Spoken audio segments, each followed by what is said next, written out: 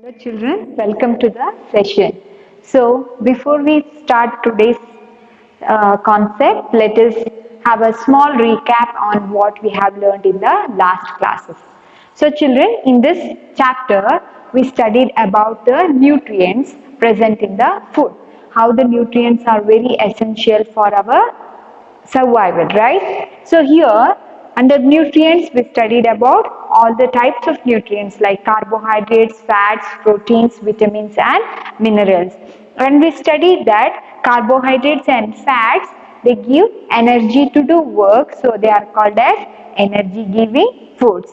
And the proteins, they help us to grow and develop muscles, so they are called as bodybuilding foods.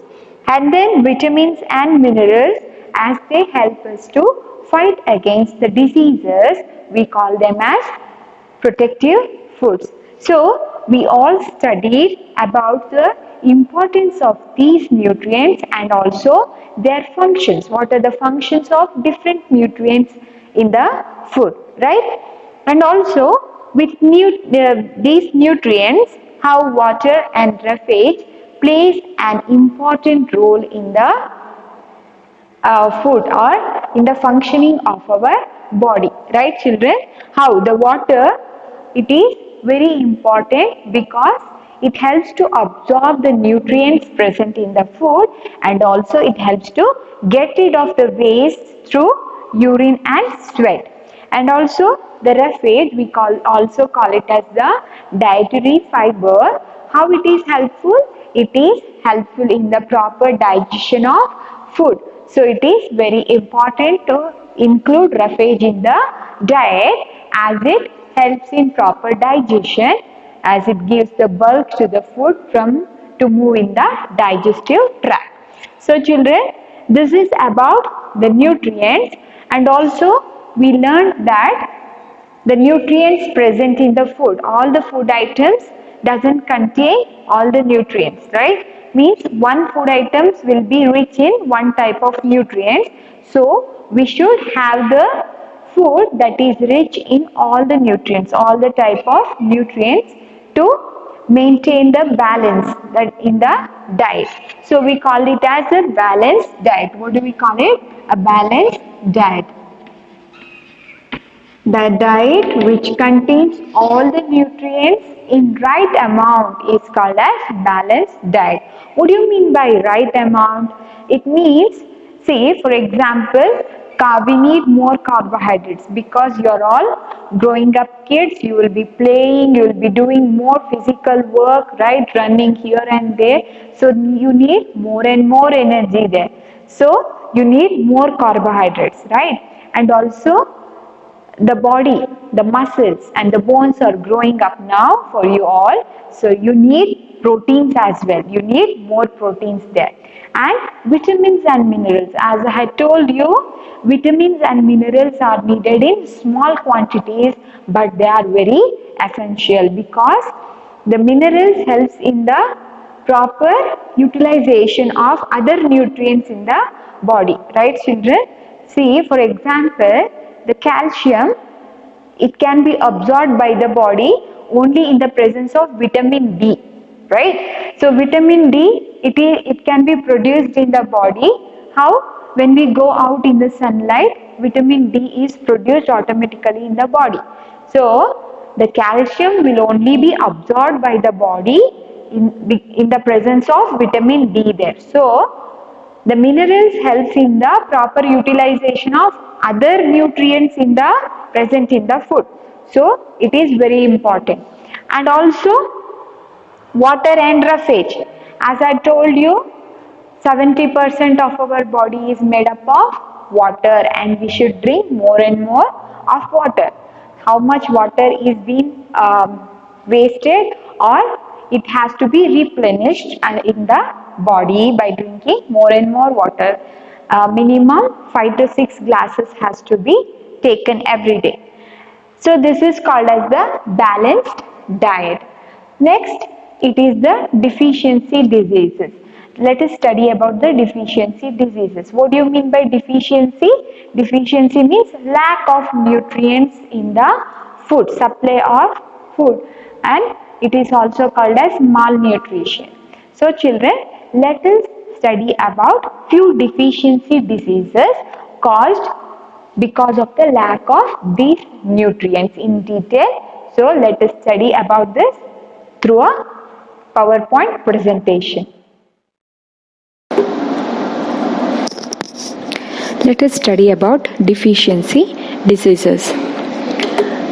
A disease caused due to lack of one or more nutrients in the diet is called deficiency disease. Deficiency is caused for many reasons, like it may be due to the poverty, wrong food habits, means children will like pizza or burger than fruits, right? You should eat more and more fruits and vegetables. And wrong cooking habits. What do you mean by wrong cooking habits? Means overcooking. We have already learned that overcooking will destroy the nutrients in the food. Deficiency diseases are non-communicable diseases. It means it doesn't spread from one person to another person. Now, let us study about deficiency of carbohydrates. Carbohydrates are the chief source of energy. We all know that carbohydrates and fats are called as energy-giving foods. A 12-year-old child needs 320 grams of cereals to meet the energy requirements of the day. A diet contains less amount of carbohydrates is called carbohydrate deficient diet. On the other hand, overeating of carbohydrates causes obesity and leads to heart problems. It means that children eating too much of carbohydrates also leads to ill health. We have studied that most of the carbohydrates are converted and stored as fat in the body, and it leads to the increase in the body weight. This is called as obesity. Deficiency of carbohydrates leads to weakness and tiredness. It means the person will become weak and do not have enough stamina to do work. Now, deficiency of proteins. Undernourished people, especially children, suffer from malnutrition due to protein deficiency. What do you mean by malnutrition? That is the lack of nutrients to be present in the body. Kwashiorkor and marasmus are the protein deficiency diseases in children, leads to slow physical and mental health. Now let us study about the disease Kwashiorkor.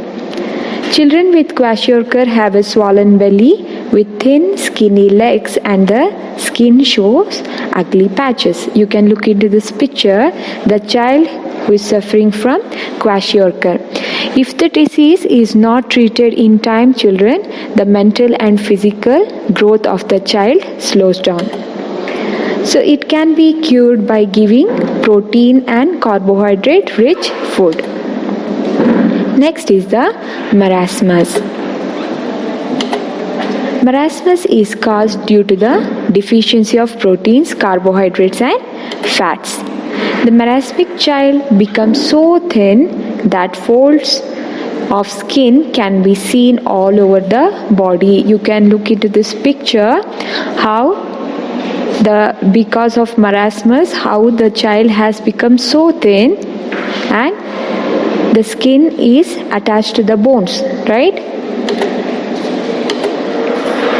Next, let us study about deficiency of vitamins and minerals. Vitamins and minerals are very essential for the normal development and functioning of our body. We have already studied that vitamins and minerals helps us to fight against the diseases, right children? So the disease caused due to the deficiency of vitamins will affect the eyes, skin, bones, hair, and general growth of the body. In the last class, we studied the table where we studied that due to the deficiency of vitamins, night blindness, anemia, scurvy, rickets, goiter will be caused. Now let us study about the disease scurvy. Scurvy is a disease caused due to lack of vitamin C. The symptoms are swelling and bleeding gums. You can look into this picture, children. The swelling and bleeding gums of a person who is suffering from scurvy. So, in year 1747, a doctor named James Lind discovered that if these sailors were given lemons and oranges, the disease will be cured very quickly. And this led to the discovery that scurvy is a deficiency disease caused by the lack of vitamin C. Next is rickets. It is a disease of bones caused by the deficiency of vitamin D and the mineral calcium. We all know that calcium is very important for strong bones and teeth. Here, the bones will become soft and hence get bent and deformed. Here, you can look into this picture, children. This disease caused if the deficiency disease is caused, the child will be having bow legs, pigeon type chest and bending of spine are the symptoms of this disease. And also in adults the bones become brittle, means very weak or breakable we can say, and easily get fractured. Next is anemia. It is caused by the deficiency of iron in the diet. In this disease, there will be deficiency of RBC in the blood. What do you mean by RBC? That is red blood cells, or we can also say it as hemoglobin. So because of this, the blood is unable to carry the full supply of oxygen to the cells of the body. So what happens here? The person will become very weak, and then from this disease, he looks pale and gets tired very quickly. So you can look into this picture. The first hand shows how the red blood cells, the count of red blood cells here, and the next hand shows the attacked by anemia, that is the deficiency disease where the count of RBCs will be less. Next is goiter. Goiter is caused by the lack of iodine in the diet. The thyroid gland situated in the neck region becomes swollen. Here children, you can look into this picture. The child is having goiter. The neck region becomes swollen and there is a reduced production of the chemical called thyroxine in the body that controls the growth. So here a child suffering from goiter shows slow or retarded physical and mental growth. Goiter used to be common among the people living in the Himalayan region in our country because as the iodine content of the soil and water is low in these areas. So this disease can be stopped or reduced by having iodized salt, and also we have learned that iodized salt or the fish or seafood, all these will avoid the disease goiter. So consumption of iodized salt can reduce the incidence of goiter. So children, we have seen the PPT for the deficiency disease. I hope all of you have understood what are deficiency diseases and about few deficiency diseases that has been caused due to the lack of nutrients. So by this children, we have come to know the importance of food, how the food is important for us, and also food is something that provides nutrients to us, right?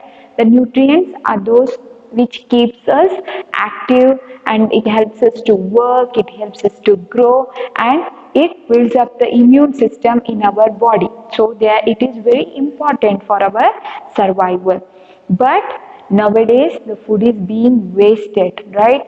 Globally, 1/3 or half of the food is being wasted than it is produced, right children? So we should avoid the wastage of food. We know how precious the food is, and see, gold and all we preserve it so safely, but the food is more precious than gold.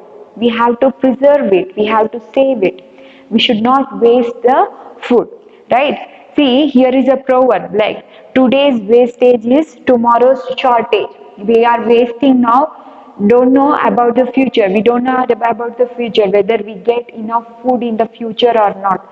So today's wastage is tomorrow's shortage. You may get shortage for food as well. So it is very essential that we should not waste the food and preserve it properly. So how you can avoid the wastage of food?